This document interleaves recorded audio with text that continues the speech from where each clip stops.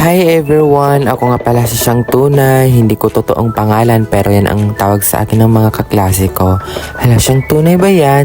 Yes, Siyang Tunay to. Sa akong BSA Agriculture student. At sa vlog na ito ay papakita ko sa inyo kung paano namin ginagawa ang pagtatanim ng mushroom hanggang sa paghahanda ng substrate. Sa pagtubo ng mga mushroom, so ayan, unang step namin ay pinuputol namin ang mga restro.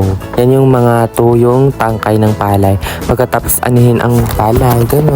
Medyo matrabaho talaga siya, kaya hati-hati kami ng mga kaklase ko sa gawain. Yung iba nagpuputol, yung iba naman ay nagpe-prepare ng lalagyan o ng area kung saan namin ilalagay ang substrate. Naglilinis din yung iba doon. Pagkatapos naming maputol lahat, nilagay namin sa isang simentadong area na may bubong o walang direktang araw para hindi agad matuyo o mabasa ang ulan. Dito namin sila ibababad o papatuyuin. Alam niyo ba, maraming sangkap ang nilalagay dito. Hindi lang basta restro, marami ding ang nilalagay guys. So ayun na nga, kumuha kami ng tubig para ilalagay din sa mixture para ma-moist ang restro at iba pang sangkap na pinaghalo-halo.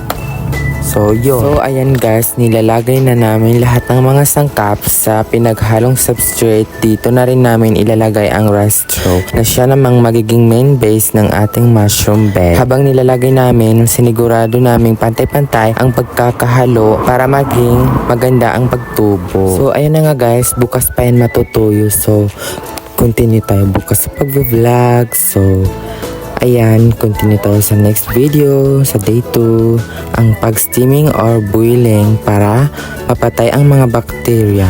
Share ko lang din guys, dito din ako nagvo-voice over kasi walang tao, di pwede sa bahay ang ingay, pero ang ingay din ng mga dumadaan na sasakyan at motor. Pero okay lang, hinihintay ko pag wala ng sasakyan at motor na dumadaan. Saka guys, may umupo dito na tao kaya huminto ako kanina sa pag-voice over. Nahiya na ako kasi. And guys, see you next video.